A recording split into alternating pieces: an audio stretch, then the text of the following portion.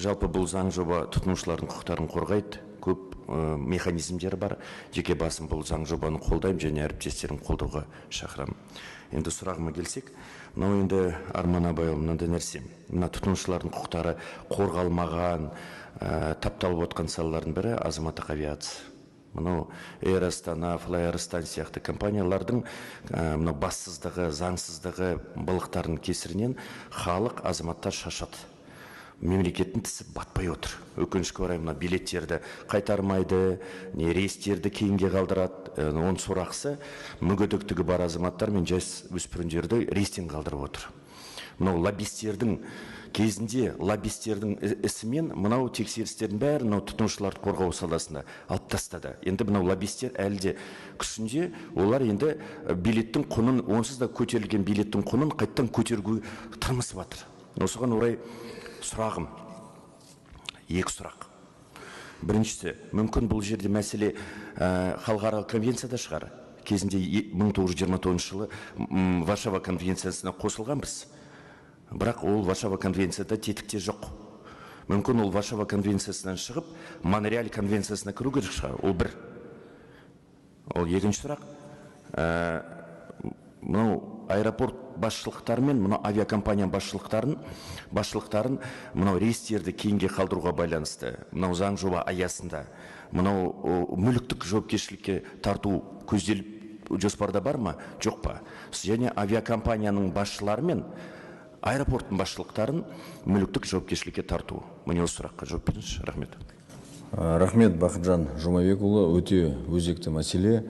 Мен мына екінші сұрақтан бастайын. Сіз дұрыс айттыңыз. Мына ақшаны қайтармау үшін мүмкіншілік болды. Ол заң, біздің қазіргі заңда сондай орысша айтқанда лакуна бар, изъян.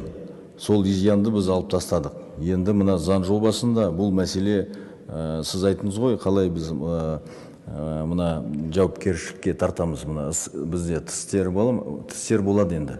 Біздің комитетінде біздің құзыретіміз біз кеңейтілдік. Енді мына мәселе бізге қарайтын болады. Екіншіден, мына ақшаны қайтармау үшін мен айттым, 100% ақшаны қайтармаймыз деп, сондай мүмкіншілік біз осы жаңа заң жобасында алып тастадық. Ондай мүмкіншілік заң ретінде оларда болмайды. Енді бірінші сұраққа көшетін болсақ, онда мен мына Монреаль конвенция туралы мен біздің көлік министрінің өкілі бар. Мына менің жауабым толықтыру үшін мына кісіге сөз берейін, рұқсат болса. Көлік министрінің өкілінің микрофонын қосыңыздар. Рахмет. Монреаль конвенциясына біздер 2015 жылы кіріп, оны ратификациялағанбыз. Ол конвенция бойынша авиа жүк және жолаушыларды тасымалдау тетіктерін қарастырады. Бүгінгі күні біз сол конвенцияның аясында жұмыс жасап жатырмыз. Енді манағы сіздің қойған сұрақтарыңыз бойынша рейстерді кешіктірген кезде, болмаса рейстер болмай қалған жағдайда жаңадан өзгерістер енгізу бойынша жұмыстар жасалып жатыр. Бүгінгі күні біздерде рейстерді кешіктіру үшін енді тек қана авиакомпания емес, әуежайлардың да жауапкершілігін қарауды қарастырып жатырмыз. Неге десеңіз, кейбір уақытта әуежайлардың өзінің дайындығы болмай қалып отырған жағдайлар бар. Және мүгедек адамдар мен немесе балаларға, жүкті әйел адамдарға дұрыс қызмет көтермеген жағдайда оларға айыппұлдар салу пакеті дайындалды.